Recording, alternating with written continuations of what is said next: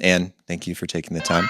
Um, let's do this. Let's start with yourself a little bit. Would love to kind of tell people about you and your story, how you kind of got into Web3, and then we can kind of work that into talking about Wave. So what's your background? How did you end up in this crazy space that we all enjoy and love and innovating in? Well, I have kind of a fun story. So I was living in Singapore, and back in 2017, an ex of mine gave me a property in Decentraland for Valentine's Day. And so that kind of kickstarted my curiosity into crypto. And I started going to some of the conferences that were there in Singapore and just getting tapped into people that were like the network of people who were working in the space. And kind of funny, the very first crypto conference I went to, I walked in the room and it was like 97% men. There was probably like 3 women in there that were not like booth babes. So I actually walked out of that conference with 0 experience, but like 3 job offers. So I think I was definitely like being looked at as a diversity hire. But after that, I started to like really kick up my knowledge base, like trying to learn about the different protocols and, working around the transactions, like trying to bridge transactions and stuff like that. And I ended up meeting someone who would be my co-founder at one of these conferences.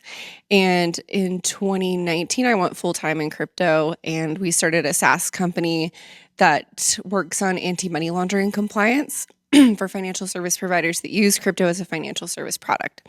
So basically integrating anti-money laundering data, KYC data, and then putting travel rule on the back of that. And the inspiration for that really came from living in Singapore and watching the regulatory space evolve. And the Monetary Authority of Singapore, MAS, put into place a regulatory framework called the Payment Services Act. And the Payment Services Act was kind of like the first of its kind to implement regulations that were specific to the crypto industry. And so part of one of the regulations was anti-money laundering compliance, and that was the inspiration to build the platform.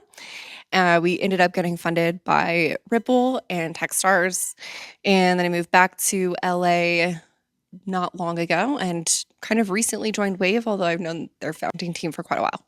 So what is Wave? More or less. What's the goal? What's the mission? What are you guys up to? Well, like I said, so I've actually known the founding team for quite a long time. Wave started as a vision to kind of replicate what was happening in traditional markets for like investments, but very specific to crypto and looking at high net worth individuals and managing their crypto assets, and also then looking at different protocols. And so the bread and butter of Wave has been treasury management.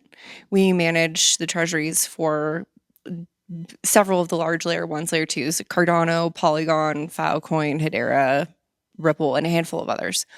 And so like kind of applying that TradFi approach of asset management to native crypto companies. And then do you do that with like, so any, let's say Web3 startup could reach out to you guys and say they need help with that kind of stuff. Do you have like a certain criteria for that, who you're looking for? Do they have to meet a certain threshold, or what's kind of that process if they want help with treasury management, wealth, asset management, stuff like that? Yes, we do have a criteria. So we take a very bespoke approach to each treasury management service that we spin up. So what that looks like is like hiring a team that's like very specific and knowledgeable about that protocol, and getting the expertise that's really necessary to do hands-on management, like active treasury management strategies, yield generation strategies, and also like we spin up separate entities for them. So it's like quite a bespoke and hands-on process that's specific to their risk appetite and how much money they want to deploy into that vehicle. And you could probably guess that by the names that I just dropped of the clients that we manage. So really we're looking for, 30 million or more in assets that can be deployed to us. Yes. So they would obviously have to have, many times that in their treasury to be able to give us a portion of that to manage actively.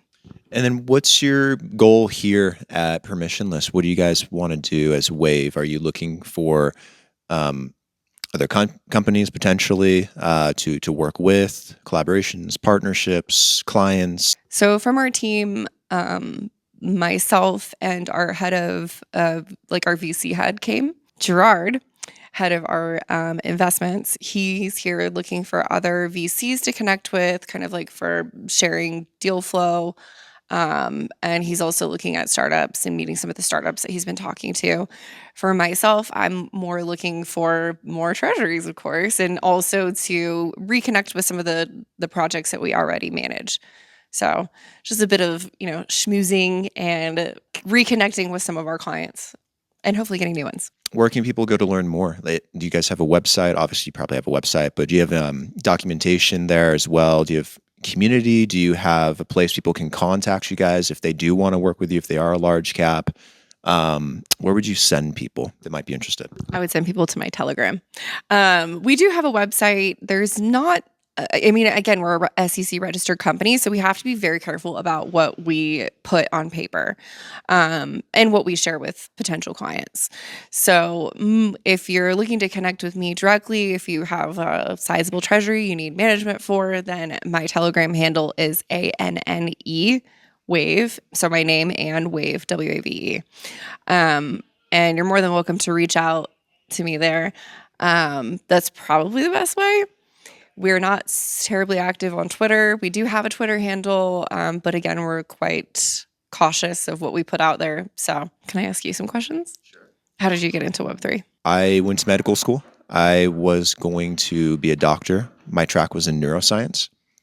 And I graduated and I was taking my MCATs, took them twice, waiting to get into med school. And everyone I knew that was a doctor was telling me not to do it. And I was like, okay, well, maybe I need to explore some other options. So I took a year off, and I have a lot of friends that are very entrepreneurial, that are investors and into merging companies in different sectors. And one of them that we were looking into was blockchain. So it was very young, I'd say back in 2013. And I decided to join an investment syndicate, and we traveled around to different parts of the world and got to see blockchain being innovated in different industries, different locales. Yeah, mine's a interesting story because I went from head on going to medical school and was going to be going down that route 100%, and then saw an opportunity. Yeah, hard pivot. Saw an opportunity in this space to do something. Invested into Ethereum when it was like $6, and that blew up, and had a little extra cash to play with, and then realized there's no real education in the space. So figured, okay, well, if everyone's developing and it's so young, then maybe I'll kind of be an intermediary. I'll start a podcast. I'll put out some media, maybe build that over time. And that's turned out to do really well, or else it wouldn't be here. But that's what I do now. It's kind of my story. It was more of like a hard pivot, saw an opportunity and jumped on it, and then just never looked back. If I was still going to be a doctor, I'd probably still be in medical school right now. So I'm happy about the direction, and this industry is a lot more exciting, in my opinion, than going and working in a hospital. Have you found any projects that are a good intersection of like that neuroscience interest and blockchain? Kind of. I've had a chance to interview some cool companies, one of them being Solve Care, and a few others along the line that are working on a decentralized approach to medical care and to patient care and to connecting doctors with patients.